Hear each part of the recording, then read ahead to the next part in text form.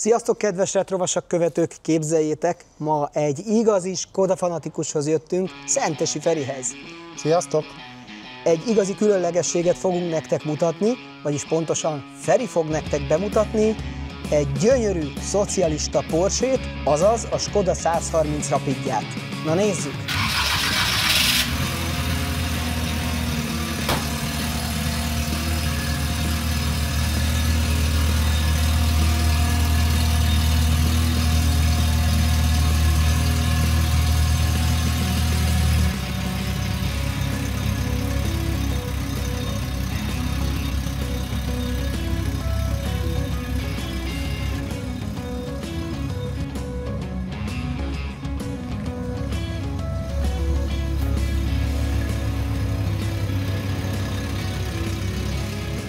A Rapid kupéval úgy találkoztunk össze, hogy 2017 tájékán már egyszer megkerestek azzal, hogy van egy eladó kupé, hogy érdekel, vagy Rapid, hogy érdekelne. Hát sajnos akkor az anyagi lehetőségek nem adták a dolgot, így akkor lemondtam róla. De 2018-ban újra fölpattant a hír, hogy újra eladó ugyanaz az autó, és hogy érdekel-e, természetesen már nem hagytam ki a lehetőséget, le lett foglalózva, hogy biztos, hogy az enyém legyen, és 2018. januárjában indultunk el érte. Ez egy külön kis sztori volt az elindulás, mert hát ugye miért az én kocsimmal elmentünk a barátomhoz, ott átöltünk az ő kocsijába, és így indultunk el Cecére, az autónak az akkori lakhelyére, de az igazolványom és a pénz otthon maradt, így a feleségemnek kellett útközben elintézni, hogy számlájára vegyen ki pénzt, és ezt előszeretettel vágja a fejemhez, hogy a kocsit akkor ki is vette. Ő vette nekem az autót egyébként, de hát lényegében én magamnak vettem. Úgyhogy így került hozzám.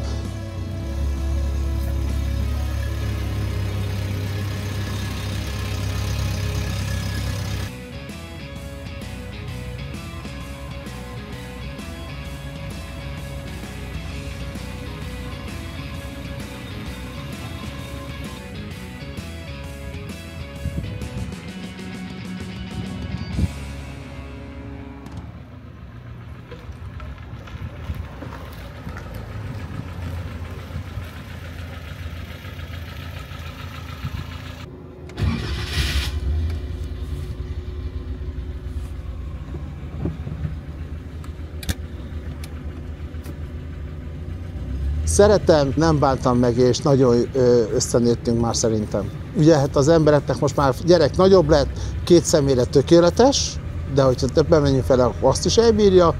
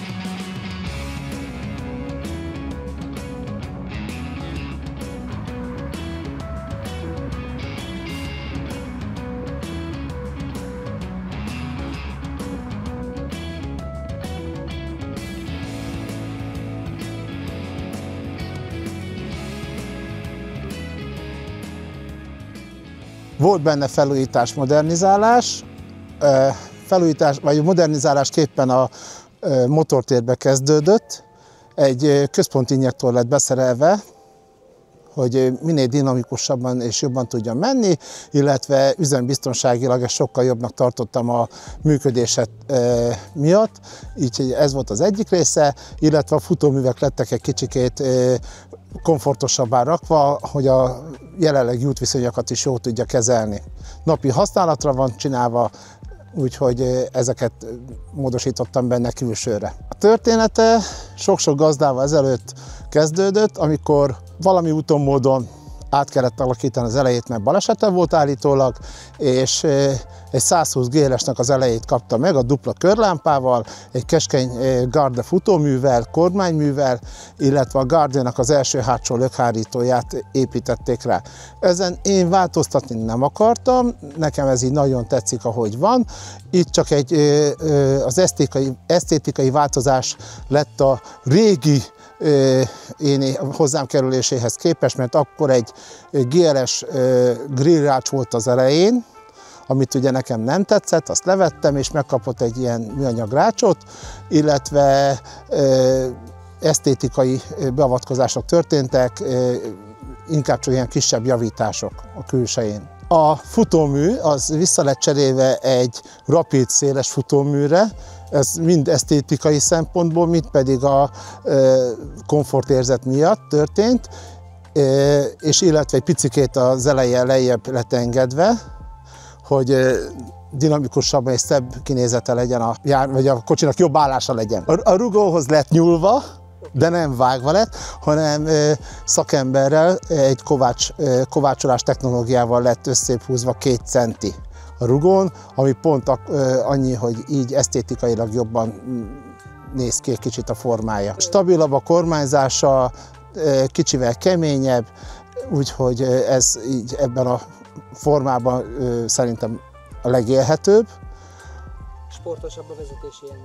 A sportosabb vezetésélmény is, illetve hozzá a sportos vezetésélményhez hozzájárul még a sebességváltónak az átalakítása.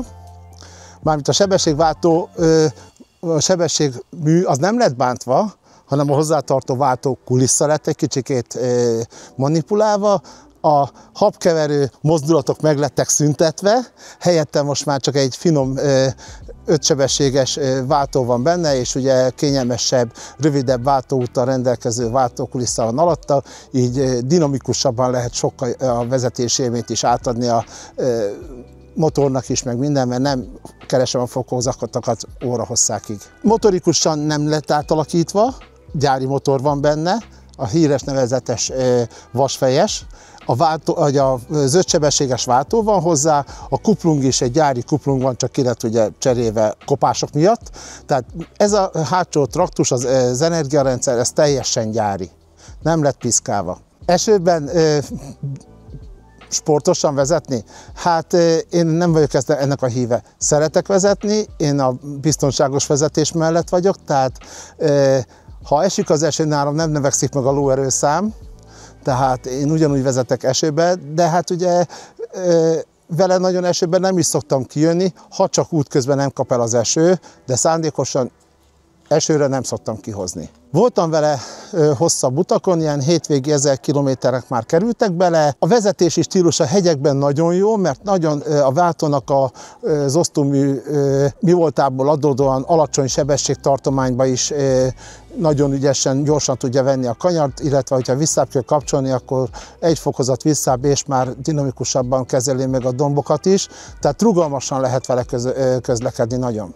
Lámpánál már nézték meg, hogy a seggem hogy néz ki hátulról, mert el tud menni a kocsik mellett. A kihívások az még addig volt, amíg nem kaptam meg a Felicia AT-es indítót, de mióta ez megvan, azóta ilyen problémával nem találkoztam, akár a 3 hónapos állás után is csak a kulcsot kell neki megmutatni, és ő vígan indul és duruzsol, mint ahogy kell. A kipufogón lett alakítás egy régi magyar cég jó voltában Spirál nevezetű kipufogó van rajta, amit Skodához gyártottak.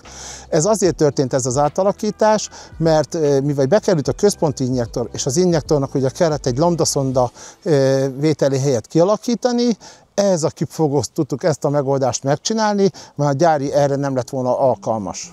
A kocsi ilyen fog maradni, mint jelenlegi állapotában. Módosítani már nem akarok rajta semmit, még esztétikai alakításokra vár, de ha azt úgy döntök egyszer, hogy na most akkor már összeállt, akkor esetleg lesz majd egy végső szétbontás, a karosszéria munka, leszedni minden festéket és egy teljes új fényezést, azt még el tudnék rajta képzelni. A belsejében volt valami átalakítás, és valamit csináltál vele? A belsejében volt. Egy régi cikketekre visszatérve egy nagyon szép tetőkárpit volt benne. Egy 10x10-es pepitakockás tetőkárpit, ami lényegében hát nekem az ízlésemet nem nyerte. Ez volt a legelső, amit én kitéptem belőle. Az ülések, azok a gyári ülések megmaradtak, csak lett hozzá szerezve kimondottan Rapidhoz való üléshúzat, és abban a dizájnban, amit én szeretnék, tehát egy kicsit a fekete belső az számomra jobban néz ki.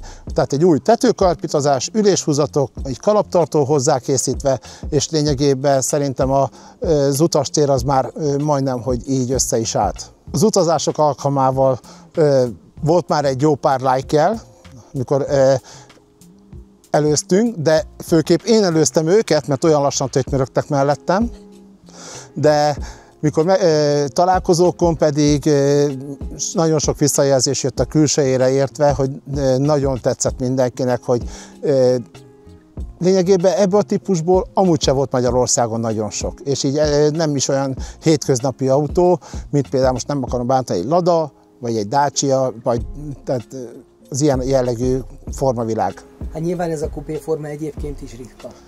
9 év alatt 44 000 darabot gyártottak belőle, a Rapidnak a 130-asában volt a legtöbb, ő volt 22 000 darabbal a listavezető, a legkevesebbet a 135 és 136-os motorokkal gyártott, már akkor a favoritnak az érájába kerültek bele, azok a komolyabbak. De parmotorosból létezett még egy 135 Ritz nevezetű, ami gyárilag volt injektoros kialakítású.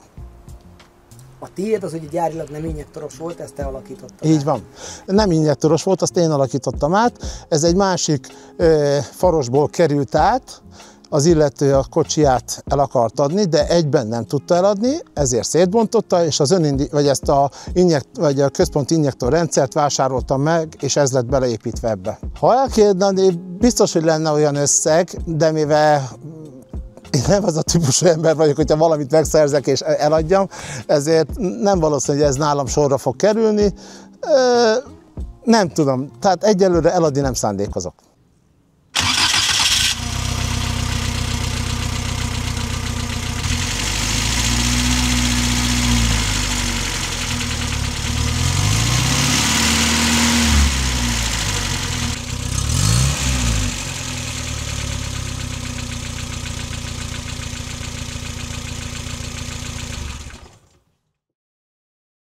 Tehát amikor hozzám került az autó, az elején még egy 120 GR-es grillrács volt, arról vissza lett cserélve egy sima feketére, a lökhárítók újra lettek fényezve, itt egy kicsit a stílus lett változtatva, a futóműve vissza lett cserélve egy Garde keskeny futóműre, egy Rapid széles futóműre, megkapta a hozzávaló Apollo felnit, az egy eléggé lelakott állapotú felni volt, ami újra lett dolgozva, meg lett csinálva.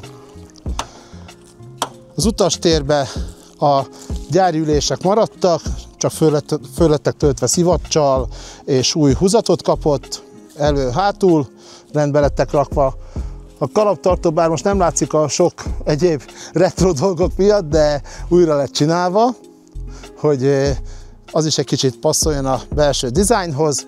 A tetőkárpit az újra lett húzva, meg lett újra csinálva, hogy mégiscsak egy esztétikusabban álljon a dolog. A motortérbe legfőbb változások ugye a szigetelő anyagok lettek kicserélve, az üvegszálasok meg lettek szüntetve, mert az igencsak káros volt már, illetve a kis apró trükkök mellette a finomabb működéshez. És akkor, amit még ugye így lehet róla tudni, és ugye nagyon feltűnik mindenkinek, az a rendszám, hát ugye régen ARI 155 volt a rendszám, ARE 155, de lehetőségek adottak voltak, és ki lett vásárolva a hozzáillő rendszám.